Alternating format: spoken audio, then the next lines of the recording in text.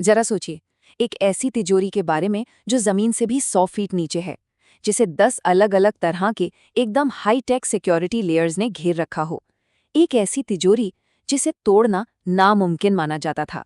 अब सोचिए कि कोई उससे रातों रात खाली कर दे। और चोरी हुई चीजों की कीमत पूरे $100 मिलियन। आज की तारीख में ये होते हैं करीब 800 करोड़ रुपए। इतनी बड़ी रकम कि उससे एक प्राइवेट जेट या शायद एक छोटा मोटा आइलैंड ही खरीद लिया जाए। और मजे की बात, ये सब कुछ रातों रात गायब हो गया, बिना एक भी गोली चलाए, बिना एक भी अलार्म बजाए और बिना कोई सुराग छोड़े। बिल्कुल ऐसे जैसे वहां कभी कुछ था ही नहीं। पुलिस ने चोरों को तो पकड़ लिया, पर इस कहानी का सबसे बड़ा सवाल वो तो अपनी जगह खड़ा रहा। एक ऐसा रहस्य जिसका जवाब आज भी पूरी दुनिया ढूंढ रही है। तो चलिए चलते हैं कहानी की शुरुआत में और समझते हैं दुनिया की सबसे शातिर चोरियों में से एक की पूरी दास्तां। ये कहानी है बेल्जियम के एंटवर्प डायमंड सेंटर की। यहाँ की तिजोरी को आप कह सकते हैं कि एक किला माना जाता था। इसे 10 लेवल की सिक्योरिटी दी गई थी, जिसमें शरीर की गर्मी पहचानने वाले इंफ्रारेड सेंसर से लेकर पावरफुल मैग्नेटिक सील्स तक शामिल थे, जो दरवाजे को किसी भी हाल में खुलने से रोकते थे। लेकिन 15 फरवरी 2003 की सुबह जब सिक्योरिटी गार्ड्स ने तिजोरी का दरवाजा खोला तो मानो उनके पैरों तले से जमीन ही खसक गई। 123 में से ज्यादातर लॉकर खुले पड़े थे और खाली थे।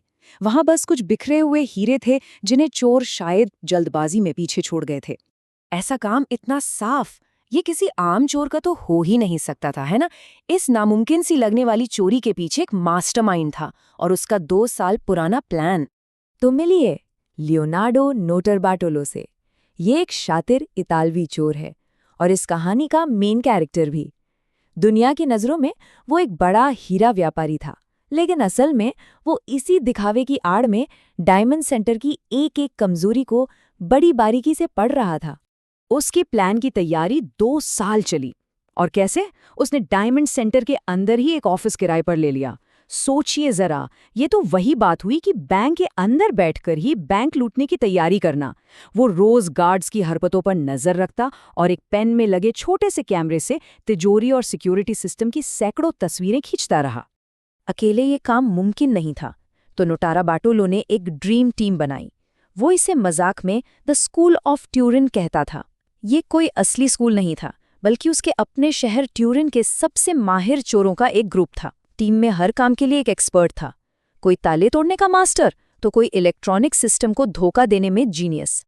2 साल की लंबी प्लानिंग, और अब वो रात आ चुकी थी जब असली खेल शुरू होना था। तो उनका पहला कदम, आपको यकीन नहीं होगा, लाखों डॉलर के सिक्योरिटी कैमरों को बेकार करने के लिए उन्होंने क्या इस्तेमाल किया? Hair spray. जी हाँ, वही हेयर स्प्रे। बस लेंस पर स्प्रे किया और कैमरे अंधे हो गए। कभी-कभी सबसे आसान आइडिया ही सबसे बेहतरीन होता है। अगली चुनौती थी इंफ्रारेड सेंसर्स, जो शरीर की गर्मी से एक्टिवेट होते हैं। इनसे बचने के लिए पूरी टीम ने खुद को पतली प्लास्टिक शीट से ढक लिया। सिंपल लेकिन असरदार। और फिर आई सबसे बड़ी रुकावट, तिजोरी की मैग्नेटिक सील। ये एक बहुत ही पावरफुल इलेक्ट्रोमैग्नेट था। इसे तोड़ने के बजाय उन्होंने एक खास एल्यूमिनियम प्लेट से उसकी मैग्नेटिक फील्ड को ही ब्लॉक कर दिया। नतीजा, दरवाजा बिना किसी आवाज के खुल गया। प्लान एकदम परफेक्ट था, 99.9% परफेक्ट। लेकिन कहते हैं ना, एक छोटी सी गलती और वही उन पर भारी पड़ गई। ये इस कहानी का सबसे मजेदार हिस्सा है। एक तरफ वो दिमाग जिसने 10 लेवल की सिक्योरिटी को चकमा दिया, और दूसरी तरफ एक कचरे का थैला। चोरी के बाद टीम के एक मेंबर ने घबराकर सबूतों से भरा बैग हाईवे के किनारे फेंक दिया, और उसी कचरे के थैले से पुलिस को मिला एक आधा खाया हुआ सलामी सैंडविच। और बस काम हो गया। सैंडविच पर मिले डीएनए ने पुलिस को सीधा लियोनार्डो नोटारबार्टोलो तक पहुंचा दिया। सोचिए, सदी की सबसे बड़ी चोरी का पर्दाफाश एक सैंडविच ने कर दिया। नोटारबार्टोलो पकड़ा तो गया, पर कहानी यहाँ खत्म नहीं हुई। असल में असली मिस्ट्री तो यहीं से शुरू हुई, $100 मिलियन की मिस्ट्री। तो देखिए हुआ क्या। 2003 में चोरी हुई उसी साल नोटार्बाटोलो पकड़ लिया गया, उसे 10 साल की सजा भी हुई और 2013 में वो जेल से बाहर भी आ गया। आज वो एक आज़ाद इंसान है, लेकिन वो हीरे, वो आज भी गायब हैं।